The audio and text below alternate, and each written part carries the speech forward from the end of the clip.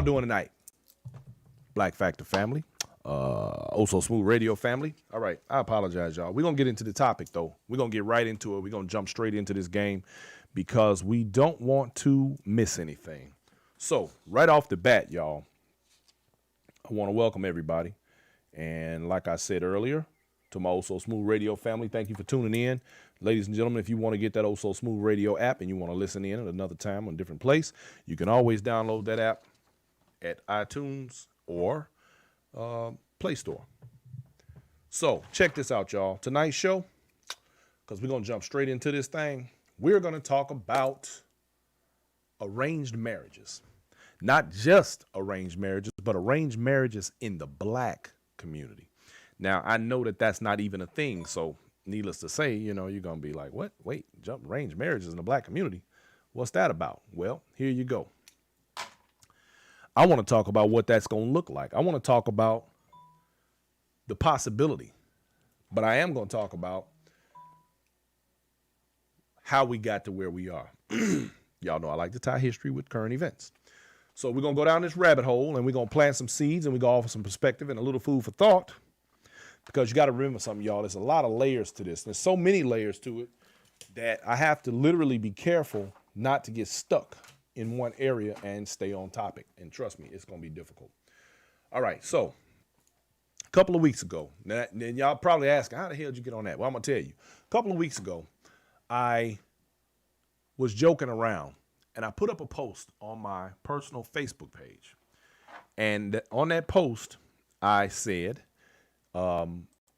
because one of my daughters, she was looking for a date. She lives in Chicago, and she was looking for a date to go to a jazz concert. Well, unfortunately, in the midst of attempting to go on this date or go to this jazz concert, she wanted company, of course, and it would have been nice if some, eligible young gentleman would have been able to say, hey, cool, I'm going to go with you. Well, that didn't happen. So what did happen, I posted, and this was my exact post. Now, you know it's bad when a beautiful, young, independent, highly educated, upwardly mobile, single woman with no kids, and I might add physically fit. I know a lot of people are going to say, what does that have to do with it? But let's just, for the sake of matchmaking, let's keep it there, because everybody has their preferences. Can't get a date for a jazz concert in Chicago. Now, I'm arranging dates and marriages for my daughter. I need pics and resumes. Who raised the blue chips? Post them up. I'm so serious. And then I put the caveat on there, she's going to kill me. Well, that's probably, and I knew she was, my wife told her about it. So she went and looked. Well, strangely enough, she came back and she said to me, Dad, I'm really not against that, which surprised me a little bit, of course, because she said it is very difficult to date out here. Now, she's 27 years old. So it becomes a matter of, how bad does it have to be out here for people in the dating world where the youth are willing to allow the family to do what had been traditionally done for centuries in regard to who they choose as a mate? Well, believe it or not, y'all, it's really not that big a stretch. It's not that far-fetched, actually. And I have a lot of reasons, and I'm going to show you a lot of reasons why that's actually not such a bad idea, to be honest. The funny thing was, on that post,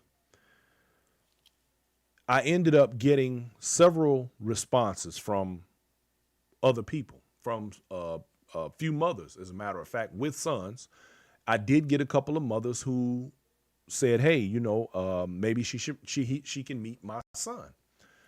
These are mothers who have sons who are also upwardly mobile, educated, and looking for particular elements in a woman for their sons to marry or to be in a serious relationship that would lead to marriage. Because you got to think about it. A lot of people nowadays, they just date. They don't date for any particular purpose. And a lot of people in dating, they should, some people say if you want to be with someone, you should date to marry, not just date to be dating. Although some people have been through so much in their life, I guess they just, hey, look, I'm gonna do what I do. I'm date here, date there, enjoy life and keep it moving, and that's fine. And I think some people have had so many unsuccessful situations that they're not looking for anything in particular, so they just, go down that rabbit hole of dating, and just if they find somebody that they'll, settle down with, cool. If they don't, also cool. But that gets old. Anyway, since she couldn't find a date, she ended up going with a girlfriend. And what I have found, amazingly enough, were the responses I got in my inbox, actually, and not the, outward post on the page type stuff. A lot of people actually came forward. I even had a few mothers hit me up and say, when you're done with your daughter, or would you look out for my daughter as well? She needs a good man. Imagine that. WB Reese is in the building. And Tania Foster, I see you. Ken Holden, my man, is in the building. Now, the thing is this, and I thought about this many years ago as my daughters began to date. I almost feel bad for the youth of today to some degree when it comes to dating, because when we look at the way society itself has sort of deteriorated when it comes to values, or the values that I was accustomed to growing up with, you have to ask yourself, what attributes and what qualities are we going to be accepting, or what will our children find acceptable in regard to their own dating process? I mean, how many different guys that are aspiring rappers are they going to meet? How many different guys, that have these same cliche ideas about life and what they're trying to do? How many of them are they going to meet? How many guys are going to keep meeting women who, got tattoos all up their neck? Now, I want you to know I'm not passing judgment on any of these fashion styles or any of the things that people choose for themselves. That's all fine.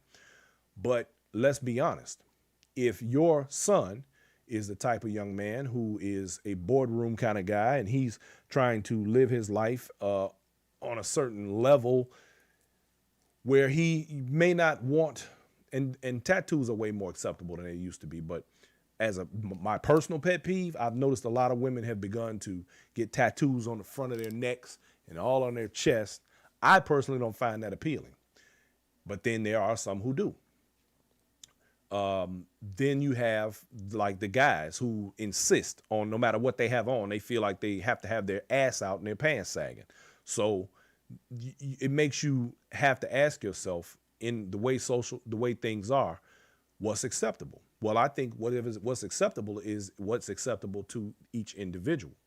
And as I like to say all the time, water seeks its own level. So if a woman is the what we like to refer to as the hood rat type, and she does hood rat type things, and all on TikTok with her breast out and doing all that sort of stuff, then cool. If that's the kind of guy she wants to attract, then more power to her. However, on the other end of that spectrum, when I look at some of the young men who are not interested in that type of woman in their life, they have to seek out the types that better fit the criteria of what they're interested in. Now, as an example, now I'm gonna boast and brag just a little bit. I'm gonna put some of my own daughter's resume out there. My daughter speaks multiple languages, as many as 5, 3 very fluently. And I mean so fluently that when she goes to other countries, they ask where she's from and don't believe that she's from America. Her dialect is that strong. Master's degree, works in a very prominent bank in a very prominent position, lives a very, matter of fact, the lifestyle that she's living is one that I wished I was living at her age. And back in my day, we only dreamed of living like that. She's traveled the world. She's driven across the outback of Australia. And I've always told her she's a concert violist. She's a self-taught at the acoustic guitar. The list on her goes on and on and on. My point is this. having done all of those things and still not hit 30, in fact, still got a few years before she hits 30, where will she meet a young man who has done half of that, who can relate to the things that she has done? Hey, Gina Love, I see you. Valeria Connor in the building. Y'all coming on in. Come on. Where will she meet a young man who also has had some of these experiences and the things that she can talk to them about that is relatable? Okay. Dolores Baker, Val Wells, I see you. Thank you for coming in. Where do you meet somebody like that? Where does a young man who has similar attributes, where does he meet a young lady who is on that same page, that didn't have a child at 16, who wants to start a family of his own, doesn't necessarily want a blended family? And I know that may seem judgmental to some people, but a lot of people have a problem with those types of criticisms when they themselves are not capable of living up to certain standards, or may have made mistakes in their youth. Now, that's not to say that they still are not capable of being successful. In fact, I have my goddaughter, who had her her only child before she graduated high school, who also has her master's, who is a forensic accountant, among other things, a business owner, a property owner, and her resume is quite extensive as well. And she hasn't even hit 30, but she did have a son. Now, the question becomes, how do we connect these young people together outside of their own devices? Now, I understand that we're in the middle of a pandemic, and a lot of these young people, they cannot get out and won't move around the way that they probably would be able to if we weren't in the middle of a pandemic. Okay, but now let's get down to the brass tacks of it all. Arranged marriages are a type of marital union where the bride and groom are primarily selected by individuals other than the couple themselves, particularly by family members such as parents. In some cultures, a professional matchmaker may be used to find a spouse for the young people. So, off top, now I want y'all to think about this. Your parents, family, relatives get to choose who you spend the rest of your life with. So the parents are going to be able to vet the potential mate and their family. And in some cultures, of course, the woman is expected to be a virgin. Now, we all know that's a stretch in America. There'll be background checks, educational requirements, and, things like financial background, credit score, that kind of stuff. So then the couple meet, and there's a small courtship window where they're allowed to get to know one another a little bit prior to getting married. So that becomes a thing. Now, here's the crazy part. Which one is a better arrangement? A marriage that's been arranged, or a marriage of love? Now, this is crazy. 40 to 50% of people who choose their own mates are divorced. In other words, the divorce rate among people who met at a club, at the bar, at the library, 40 to 50% of the people in America in particular who meet and fall in love and get married end up in divorce. Interesting, I think. However, if you look at the numbers, in all actuality, it doesn't show that one particular process for marriage is better than the other. Because we all know that love is a growth process. And I don't care what anybody tells you, and I can tell you from my own experience, when you marry someone, you may think you know them. But the fact of the matter is, it's still a process. Anybody that's been in a marriage any period of time will be able to tell you and will understand clearly that you are always learning each other, probably till the day you die. So uh, that's just the thing. Kenneth Holden said, "Human nature, if they know better, then they do better and know what to look for as a parent. I personally couldn't make that choice, but raising them, I did teach them what to look for." Yep. Well, Ken, I get that. And in as much as I would agree normally, having done the research on this and understanding what the youth are dealing with, I'm actually open to the idea of arranged marriages. And I'm gonna get into the reasons why as we go on here. Now, it's not to say that one is happier than the other, because of course we know human beings are human beings, and they're going to do things, and things are going to come up, and people are going to have issues.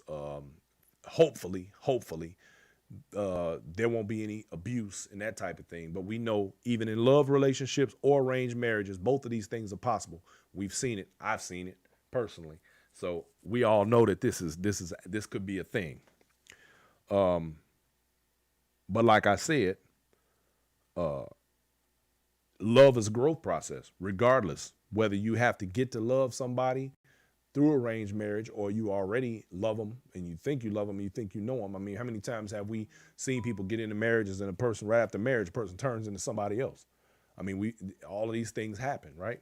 So I guess what I'm getting at is, how do you determine one from the other, or one being better or worse than the other? You almost can't.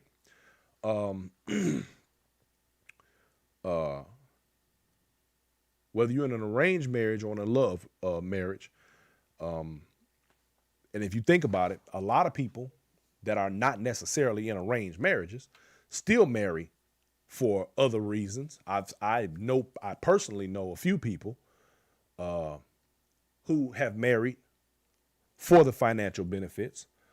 I know people who have married for love, and I know people who have married people who love them more than they love the person they were marrying. So, as we all know, the gamut of situations is endless. You can be all over the place with this thing.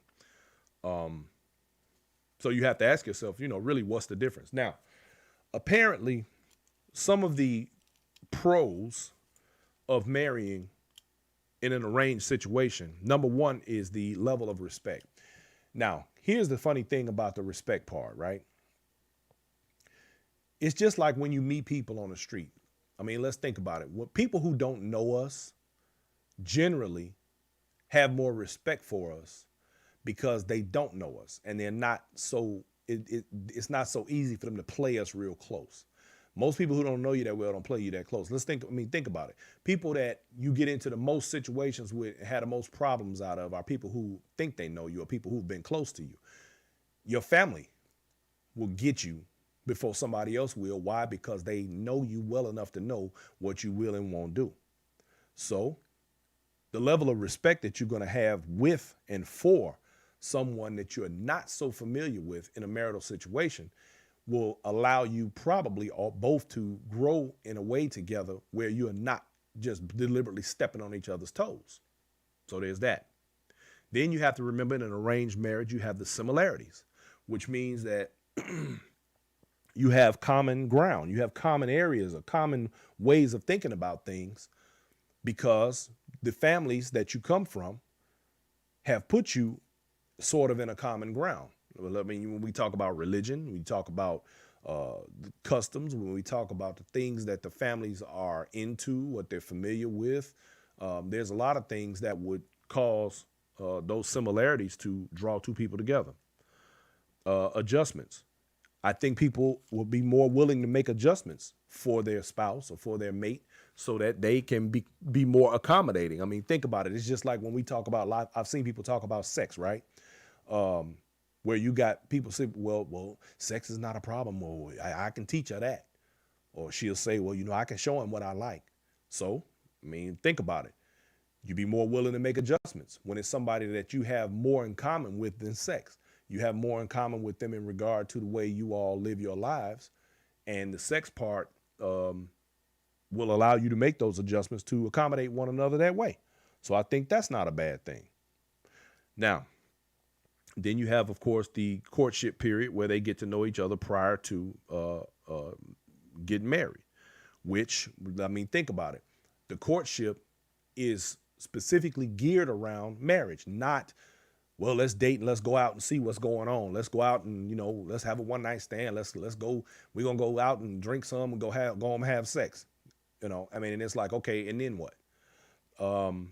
So the courtship period allows them the time to actually get to know each other with the intent of understanding each other on levels that are much greater than just the superficial level that we kind of do in a dating situation in America and today.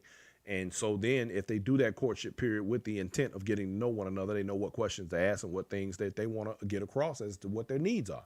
So I think that it becomes a more deliberate process, which lends more toward the possibility of a strong marriage. And then, of course, they have countless choices, because now instead of going out, like, they say it's a lot, all the fish in the sea. Yeah, but the sea is a big place. How would it be if all of the same fish, or the fish that you liked, gathered up in one place? And then you know exactly which ones to choose from based on that criteria, rather than just grabbing any old fish, right? I mean, it makes sense.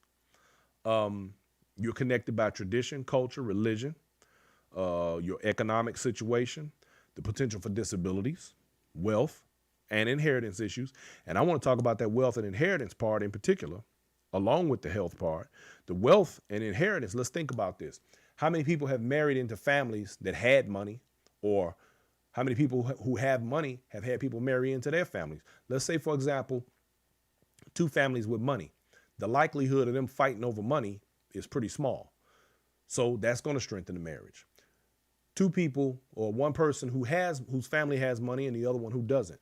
Let's say, for example, they marry into a family and the person with the money ends up dying, and the one who didn't have any money ends up inheriting things that were inherited from the family name. Now what happens to it? How many times have we seen people fighting at the funeral of somebody because they felt like it was something that they deserved, or something that, they're going to miss out on, that they should be getting, So there's a lot to be said in regard to the economic portion of that. And then we have to also remember too, that families historically arranged marriages because it was a way to strengthen communities. It was a way to strengthen whole countries. The aristocrats, they would marry their daughters, the princesses and things like that, to dukes and that kind of stuff of other countries. And then that would bring the two countries together and would keep them from warring with each other, because they were connected by family. They were connected through marriage, and that just strengthened their empire.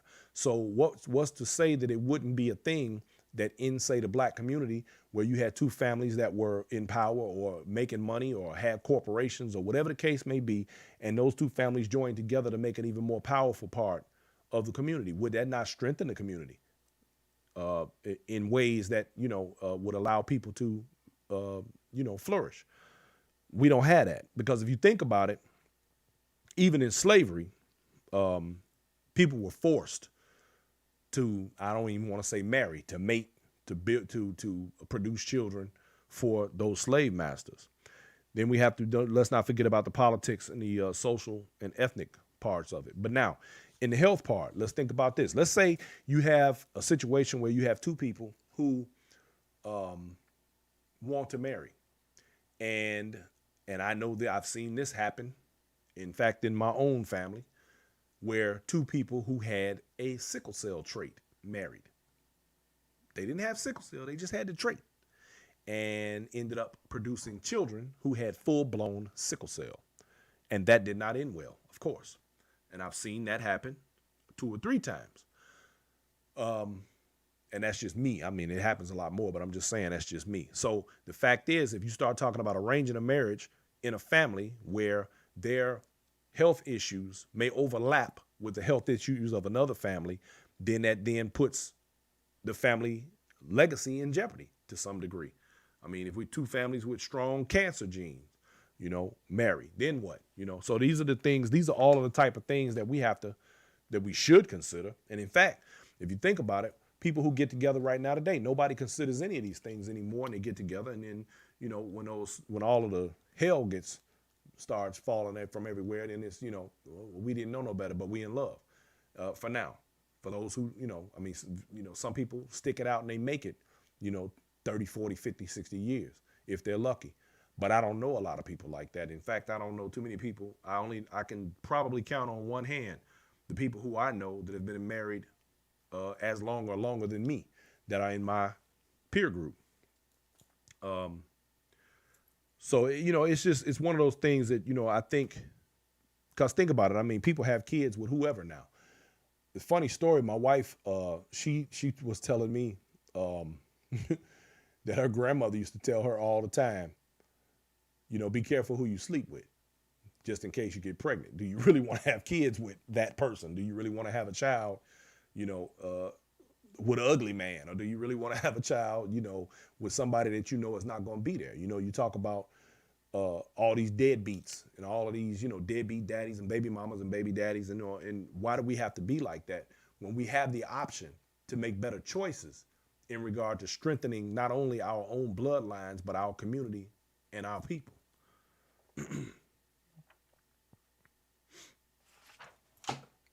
Like I said, the royal families did it. Now, here's a funny little fun fact. The first recorded marriage of love. Now, that means that here's some people who went beyond and said, hey, look, we don't care nothing about that arranged marriage thing. We need to go on and get married because we love each other. The first recorded marriage of love was between a fella by the name of Peter Abelard. And he was a 12th century philosopher. And he fell in love with his student, Heloise d'Argenteuil. And I don't know if I'm pronouncing her name correctly, but her name was Heloise. Heloise? That's a hell of a name. Anyway, they were married secretly. They didn't tell anybody, and they had a child. And the thing is this: when Heloise's guardian, and that would be, I guess, her father or whomever was responsible for her, when Heloise's guardian found out about the marriage, he was livid, and he had Abelard castrated. He said, man, you can't marry her. And he cut him off, cut his nuts off. Said, these nuts. Had him castrated.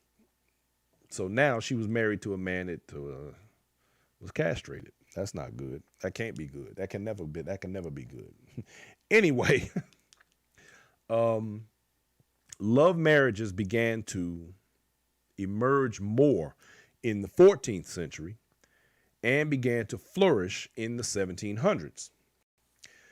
In 1840, Queen Victoria and Prince Albert made love marriage more acceptable in the minds of the British public in the Victorian era, where love marriages were on the rise.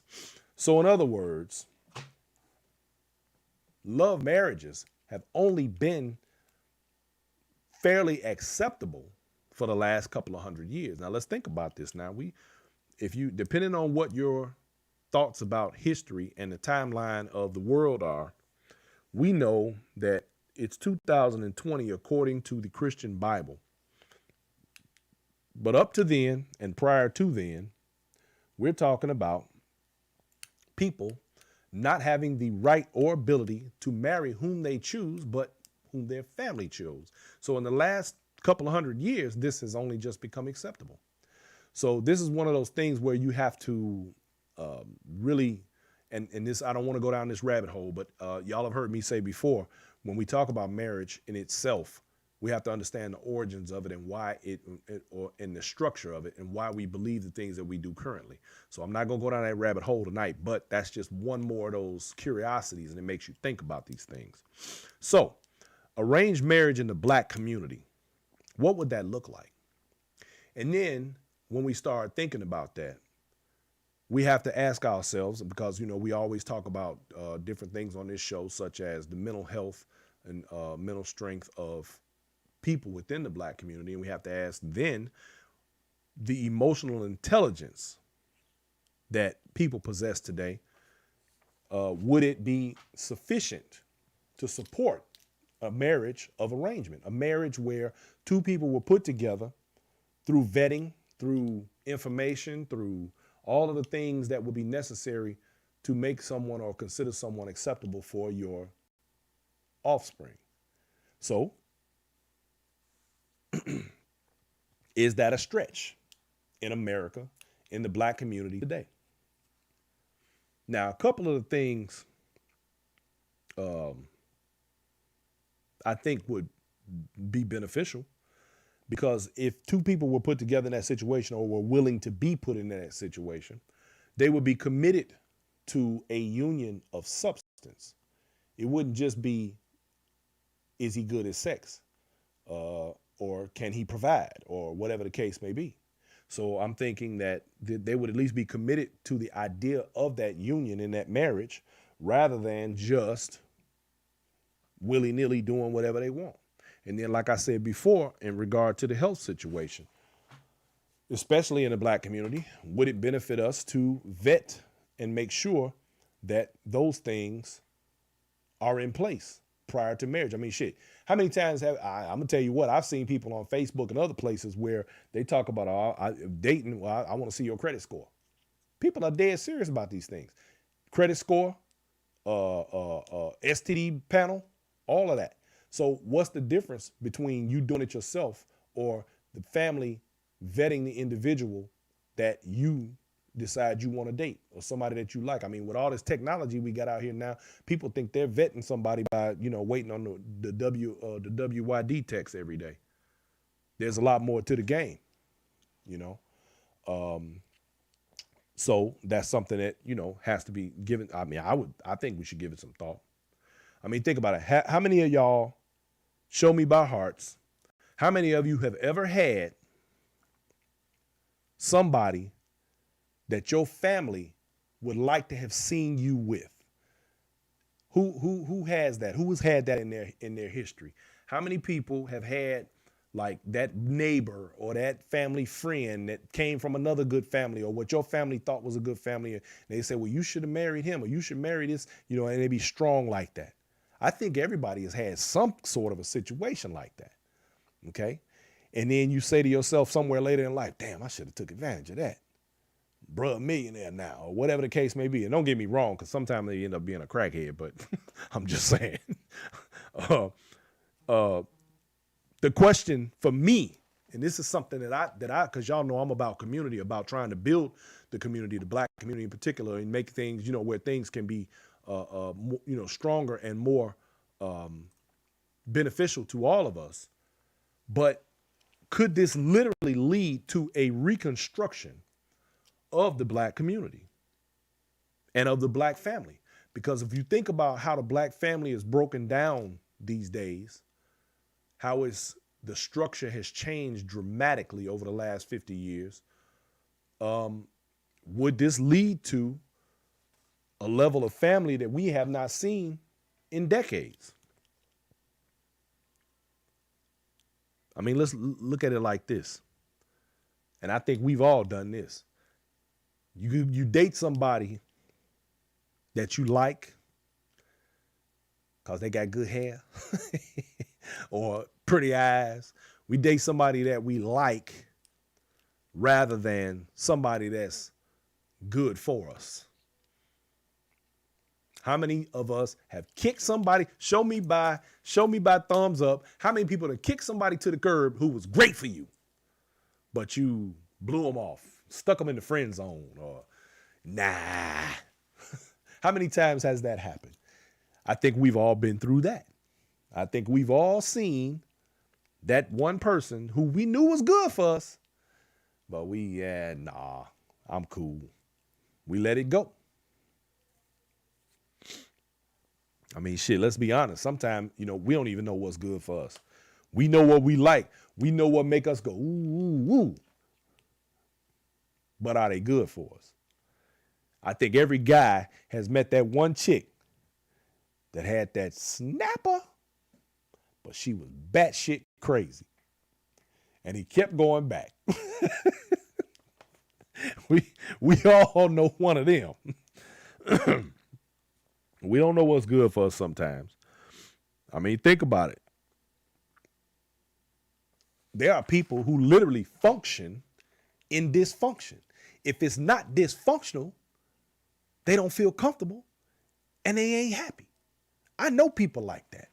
I've seen women, in fact, I've dated women who would say things to me like, I'm gonna tell y'all a story. I had a girlfriend one time and we were sitting there chilling out, had a pretty good day. We were relaxing and I'm sitting in the chair and she's sitting on the floor between my legs. She looked up at me and she said, I know I got a smart mouth. She said, but you know what I always wondered? How come when I start talking crazy and acting the way I do, you don't just slap me in the mouth? Woo. I said, well, let me explain it to you like this. I'm not a woman beater. And the day that I have to go and put my hands on you for something you said or did, that's the day we break up. That's the day when things will end. I can't and won't deal with that. And she said, oh, okay. And we broke up shortly thereafter. And I'll never forget. And for my Chicago people, y'all remember it used to be a club out in the south suburbs called Maxwell Sweeney's. And one night I walked up into Maxwell Sweeney's and there she was hugged up under some dude about 6'8", looking like he had crushed Godzilla. And I just started laughing because I was thinking to myself, yeah, I bet he's smacking the hell out of you. Anyway, she's happy in that dysfunction. There are people who are happy because of whatever environment or whatever exposures that they had coming up that they don't know any other way. They don't understand what love or relationship really looks like. So that's where they're happy.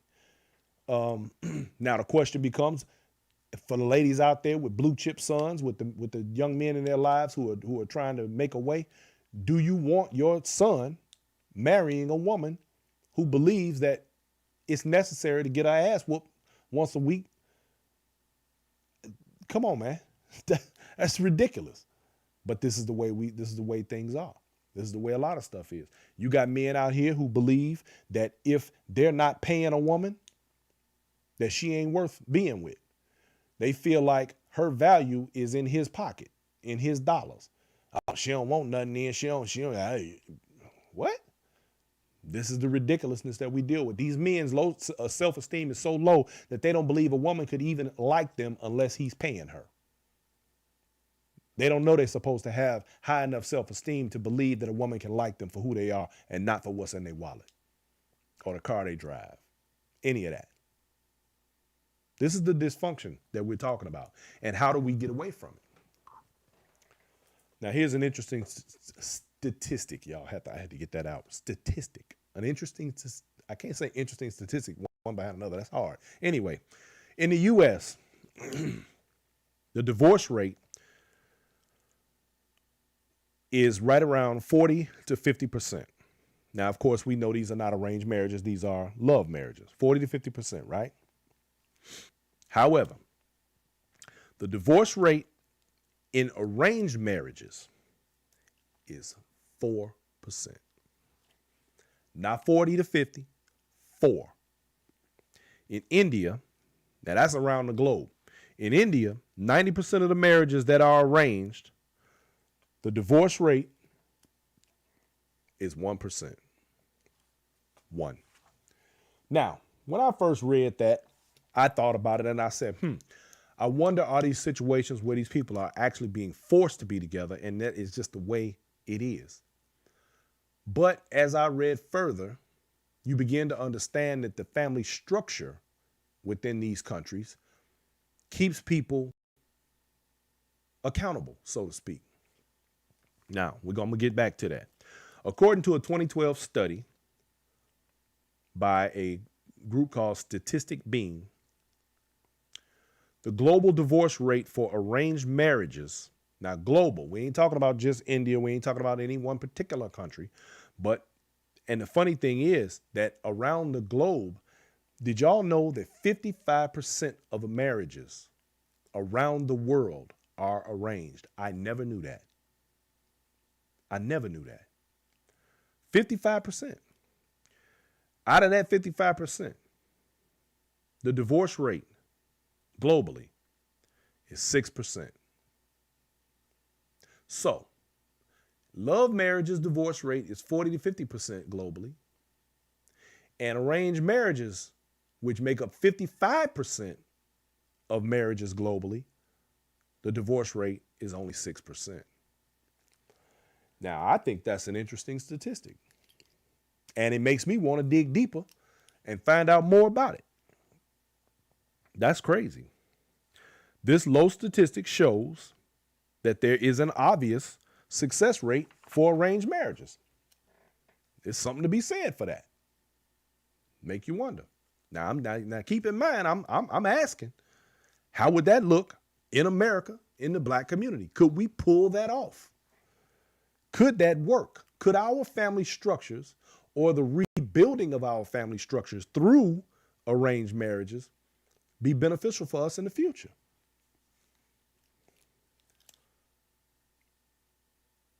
The divorce rate in love marriages is exponentially higher than that of arranged marriages. Isn't that something? I think that's really interesting. I think there's something there. I'm just saying. Y'all don't, I'm just saying, y'all. Let me see. 10 more minutes. I got to turn my Also Smooth radio family loose, so y'all hang with me.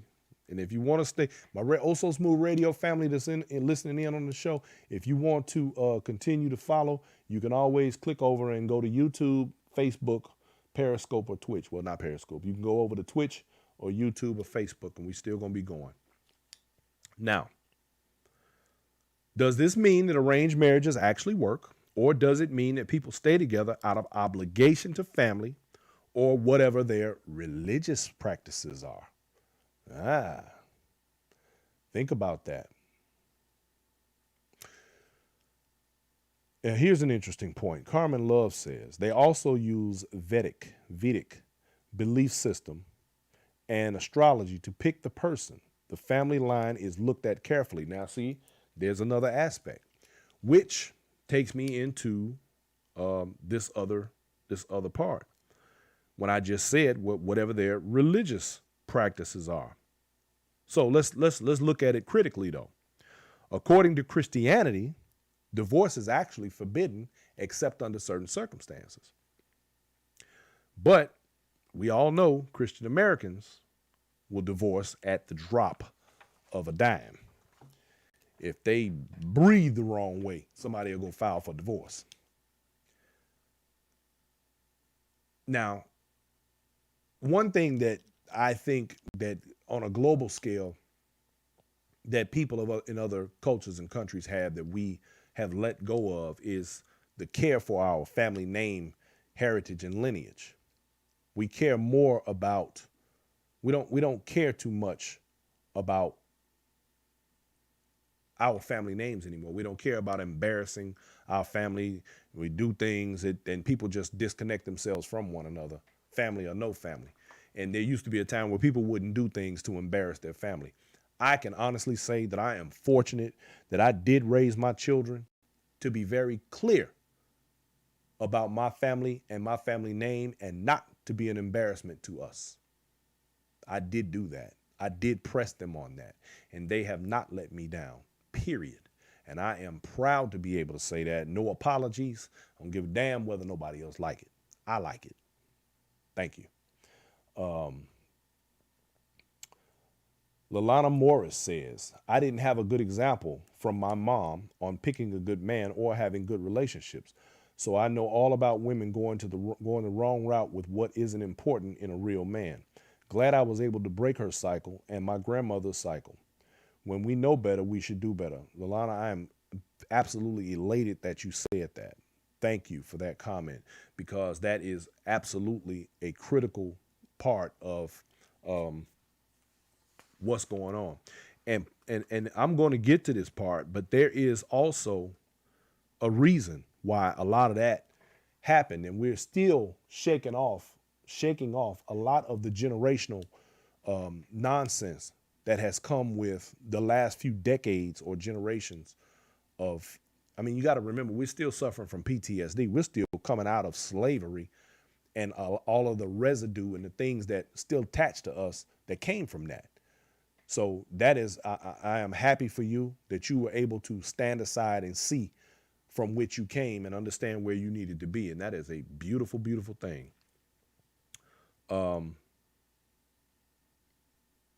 Culture is a very important part of all of this. And it's something that as black folks, we are cultural, but on a grander scale in regard to our people, some of our cultural makeup is a little stranger than it should be. Dating today, you got catfishing, you got people out here. See, social media has allowed people to do all kinds of stuff. You know, you got catfishing, you got people playing games, and the whole, and it trips me out to hear people keep talking about when you get that one text, what WYD, what you doing? I think that's funny, actually. People playing on social media, you know, the technology, all of these things play a part of it all. All of these things are a part of the dating process now. We didn't have those problems when I was coming up, thank goodness. Wasn't no cell phones, wasn't no computers, wasn't no, if you wanted to meet somebody, you had to actually get up and get out. If you wanted to receive or make a phone call, you actually had to be on a phone in a house somewhere. You wasn't standing out front making phone calls. And a lot of that led to people being more realistic about what their intentions and what they were going to do. You know, if you missed that phone call, if I said I'm going to call you at 7 and you didn't pick up the phone at 7, I'm out. I'm on to the next one. An interesting thing, well, and then too with the dating today, you know, you got long distance relationships, and then you got these people, and women are good for this one. You got these lists. They got these lists of wants and needs from the person that they're dating or they want to date. They got, you know, this grand list. He got to make 6 figures. He got to drive this kind of car. He got to have this kind of house, and the list goes on. Well, my thing is, don't ask for something that you yourself don't have. I think you stretching out there. Shouldn't do that. Then you have the ones who are 350 pounds, but they want a person who is physically fit. Well, when are you going to start? I think that we should be very, very careful about asking for things that we ourselves are not willing to provide. And so that also goes into going back to a roster of qualified candidates for someone who is interested in being in a marriage or a long-term relationship. So that all of that, you know, is important. I mean, hell, then you got the ones with, you know, criminal backgrounds and 300 credit score. And, you know, that whole list goes on as well.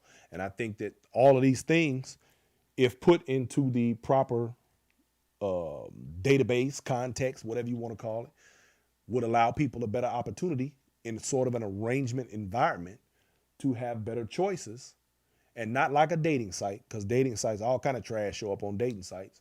I'm just saying, because, you know, a person should be, you know, personally vetted, personally talked to, what kind of environment that they're in or where they're from. Somebody was telling me, and I must have missed this show. I never saw it. It was called Million Dollar Matchmaker or something. It used to come on, but I never saw it. But it's very similar to what it is that I'm talking about. Now, I want to write, and that brings me to another thing that I want to get into right quick. This came up on Facebook the other day, y'all. And this has obviously apparently been a topic of conversation as of late, where, because see, now we're talking about the whole dating scene. In this meme, a man walks up, meets a woman, and he says to her, "Can I get your number?" So she gives him the number. The next day, he sends her a text that says Friday, 7:30 p.m. something about some grill, BR Grill, already made a reservation. Now, she then turns and asks her friends, what should I wear? Her friends' responses were, girl, that sounds like a red flag. So he assumed you don't have plans. This show, and the other girl says, this shows that he doesn't value your time. Then the other one says, yeah, that's not cute at all. He sounds controlling. Really? Now, there are people who have had varying opinions about this thought process.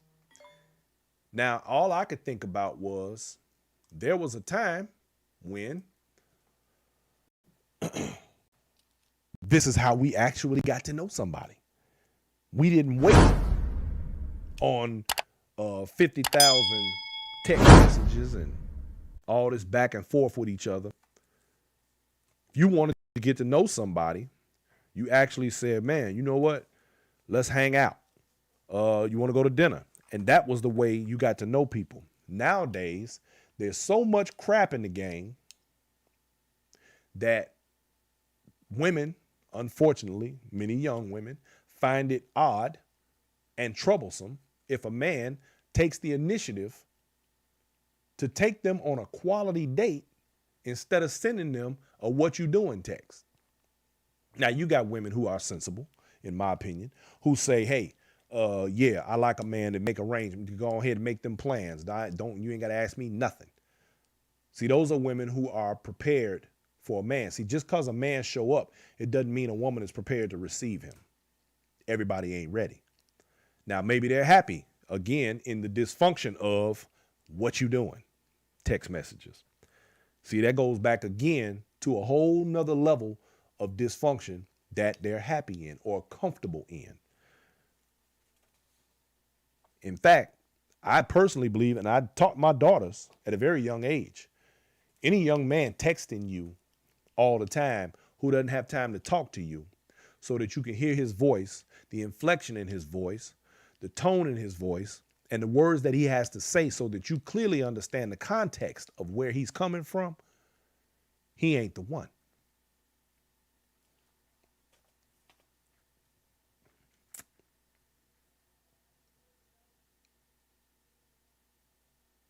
The question, ladies, is show me by hearts if you would go on a date. Show me by thumbs up if you wouldn't.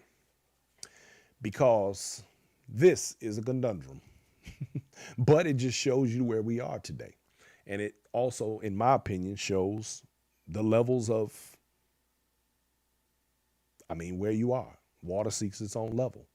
Would you go on the date? Or would you say, nah, I got something else to do just because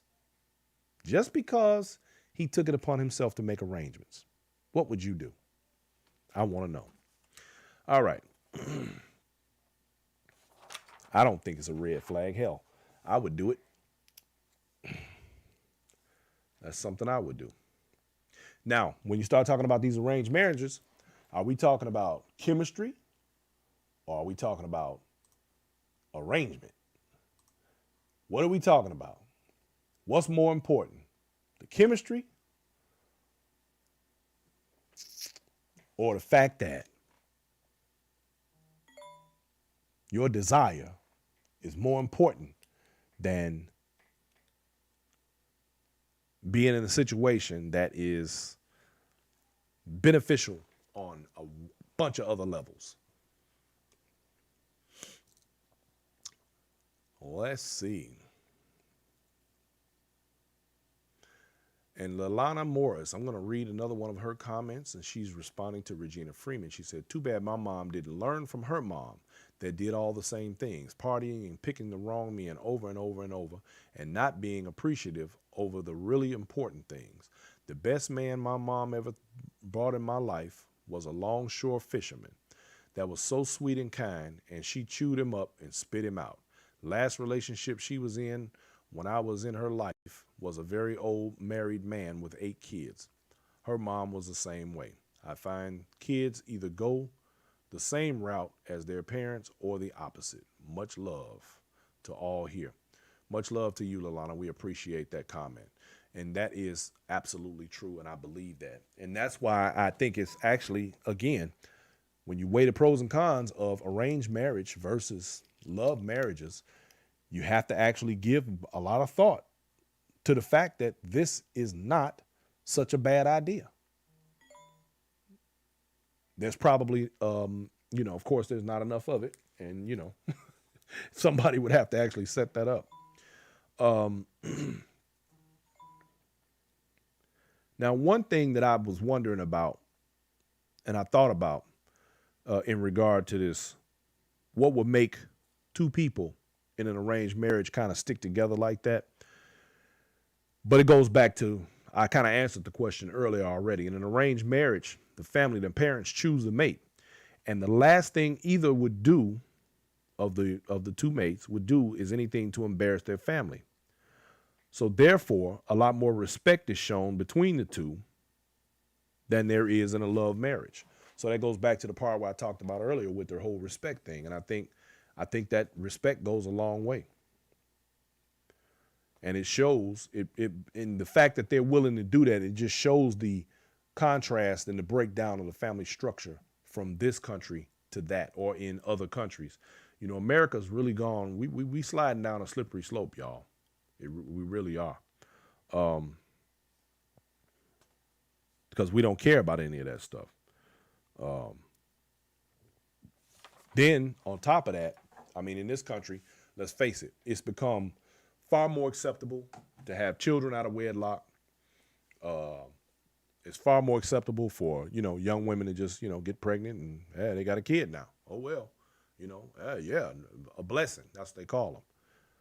Until these blessings get out here and shoot up the club or, kill somebody and all this type of thing because they haven't had, unfortunately, and I'm not talking about everybody, but there are a lot of people who refuse to take accountability for the fact that everybody is not designed to be a parent. Let's, be 100. Regina Freeman says, whatever happened to honoring vows? You know what, Regina, I'm glad you brought that back up because that's one of the rabbit holes I was headed down earlier when I talked about the fact that Christian Americans tend to do as they please. Vows be damned. Bible be damned. Let's keep it 100. And people stand up in front of that preacher and they take their vows before God and in front of the witnesses and everything else. And all that goes out the window the first time one or the other pisses the other one off. That's absolutely true. And in fact, at least these people in these arranged situations seem to adhere more to their family structure as well as their religious structure and remain through thick and thin, for better or for worse, in their marriages and work them out. A lot of people's marriages could have still been together. A lot of people just refuse to work it out. They just refuse to work with it. They just did, hey, look, I'm gone. I'm out. I don't want to do this no more. Funny thing is, in this country, I keep saying in this country because I got to speak on a global scale because when we talk about arranged marriages, that's a global thing. It's not an American thing. But think about this. In America, you can't name one instance where you have to go and get a license that does not expire except for a marriage license. Every single license you ever put your hands on, you go get, you study for, you pay for, you deal with, I don't care what license it is. They all have an expiration date, but not a marriage license. I want to know what the purpose of a marriage license is. See, it's business, but we ain't going to get into all that because that's a whole other rabbit hole we can go down.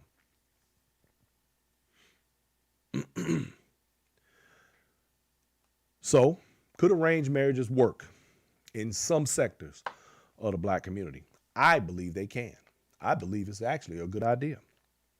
And I have, because of that post, actually talked to several mothers who do have serious problems with the women who try to date the men that they've raised. We like to try to take our hands off our kids after they turn 18 sometimes, and we like to try to, well, that's their life. They got to figure it out. But I don't really think that that's true. I'm going to remain a part of my children's lives as long as they allow me to. And I'm happy to say that my daughter has actually given me a license to help her choose a man for her life. I am humbled and grateful to her for that, because she knows that I'm not going to accept any no nonsense bum, trickster, or any of that. Because ain't nothing slick to a can of oil. Don't bring it over here, partner. I got you faded.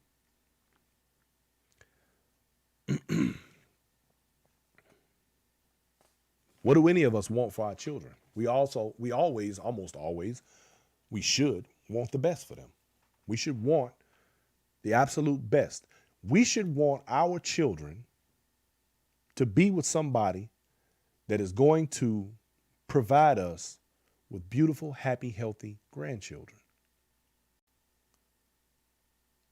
We should want our children to be with somebody who is going to make them happy, who is going to enhance everything about them, who is going to make them better, stronger, faster, smarter. We should want that for our children, and we should be involved in that. Now, I know that there are situations, of course, where some mothers are overbearing as hell and they cause problems in their sons' relationships. I know women who are overbearing as hell on their sons. I know men and others who are who cause problems with mother-in-laws. They don't like the mother. They don't like the son, the man's mother don't like the girl, and so on. And sometimes it's unwarranted. Sometimes it's just because they have some type of a complex where their son is concerned, and they have to realize that their son is not their man. Yep, I've seen that too. Woo. Do our children always know what's good for them, especially when they're under 30? How much did we know under 30? And in fact, if you think about it, most of us, and I can say this for myself, I can be honest enough to say that if I had known more prior to 30, things would be very different for me. Things would be very different for all of us if we had allowed ourselves to be taught, instructed, guided, led by those with more knowledge, those who were on the right path, because unlike Lilana, who commented on here earlier, who had a situation where her own parent wasn't capable of making the right choices even for herself. And if you remember the other day when we were on the show, I talked about last week, I just talked about Malcolm X making the comment in one of his speeches that dictated, you're a fool if you allow your enemy to instruct your child. Now, those are not the exact words, but I'm paraphrasing. And so my comment to that was, if we're not constantly bettering ourselves from the time we begin to have children, and again, everybody ain't meant to have kids. Just by virtue of being a female and a male and you had a kid doesn't make you a good parent. Some people are poor parents, and they'll never admit it because they don't want to be, that's an embarrassing thing to be.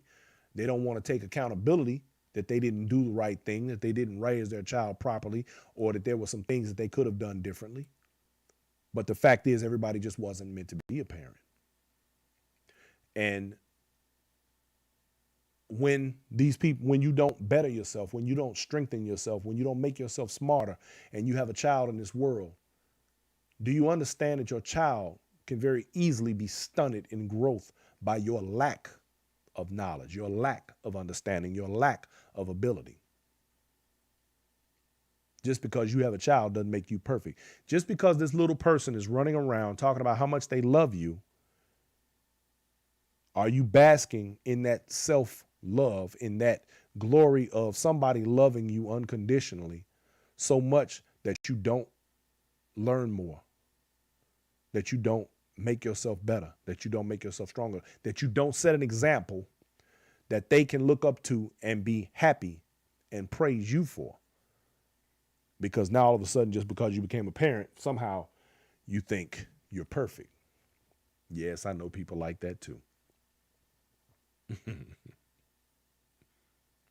A lot of young people that I have spoken with as of late have said they would actually be okay with someone selecting a mate for them. And I think that that is commendable. And I think that under the right circumstances, of course, everyone has to be responsible and mature about it.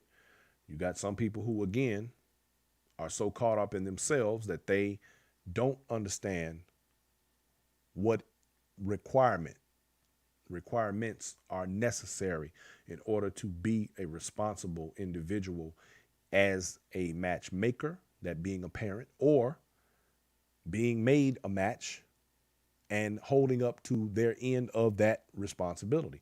I mean, think about it. You got people right now who make kids and don't take care of them, male and female. You got people who get into marriages and they might as well just be dating. I mean, personal responsibility, accountability, emotional maturity. These are all necessary qualities, but they're also necessary qualities even if you're not being made a match. These are necessary qualities if you are in a love marriage, in a love relationship, and not an arranged one. All of these things are critical. So, what are we talking about? I think that it's a great idea, personally.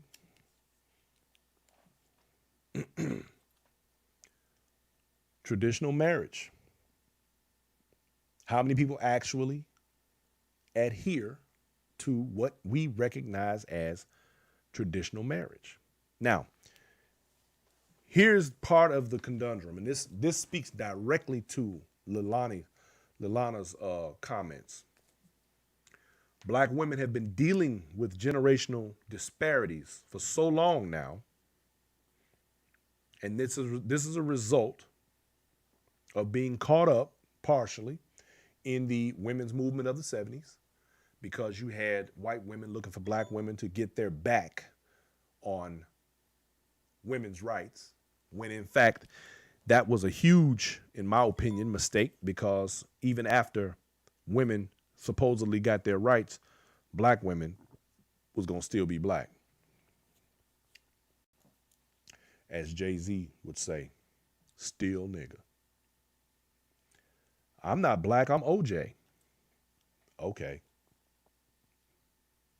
Fact is, black women not only have had to deal with that, they have had to deal with the destruction of the black family through the degradation of black men by systemic racism, by systemic issues that not only make them the hierarchy within the household, but cause them to look for security in areas that are not always healthy, that are not always the best for them.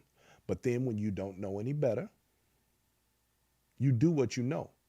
Water seeks its own level. And like Leilani's mom and grandma, they did what they knew. They did what they thought was good for them. And oftentimes these things happen and they're not of the fault of these women. Leilani, fortunately, has had the opportunity to step back, the luxury to step back and be able to recognize the dysfunction and make the change. The fact that she had the knowledge and will to recognize these things made the difference. She was able to have some level of comfort in her life that allowed her to see that. Sometimes it's not even comfort. Sometimes it is tragedy that causes this. Sometimes it is disparity. Sometimes it is the problems, the issues, the things that she may have had to go through and deal with in her own life that made her say, it's got to be a better way. But she managed to pull herself out of it. Black women have shouldered so much of black society that the damage is unsurmountable, but we're still here.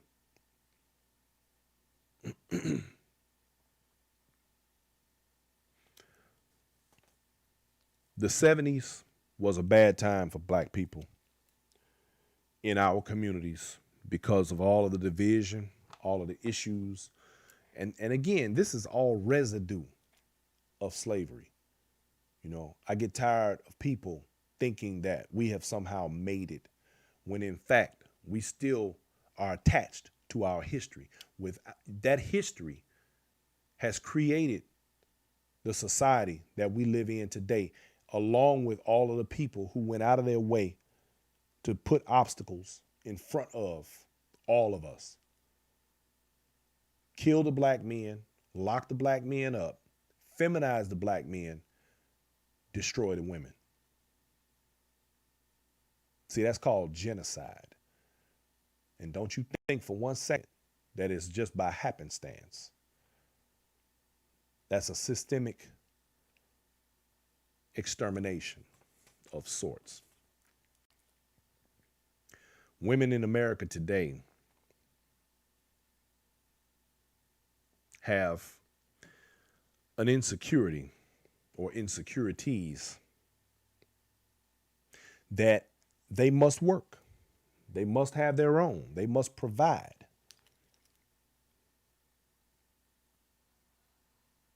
All of that comes from not knowing if the man that they are in love with, in love relationships in particular, is going to be there tomorrow based on the way our society and our culture has been, portrayed, as well as what we see. Black women have been forced to feel insecure unless they know by doing it themselves that everything is going to be all right, that their children are going to eat because of what they had to do to make sure that he ate, not because the men are in place. Now, I don't want it to seem like the men in the black community are not and have not stepped up. Plenty of them have. I myself am one. However, it is critically important that we begin to rebuild and reconstruct under different circumstances, because apparently circumstances that we've been under for so long, while we continue to ask someone else for our freedom, have not been working. There's a time where asking has to stop and the taking has to start. All of this is a byproduct of systemic racism and the breakdown of the family structure, which I've seen quite enough of. So, with all of that said, let me stress that I am not against arranged marriages. I think it would be a fantastic idea under the proper circumstances with people that are capable of understanding exactly what that means. And, I struggle sometimes with these ideas only because I do understand that as a people, we tend to not unify, particularly in times when we must. And we divide ourselves among lines that are often very stupid,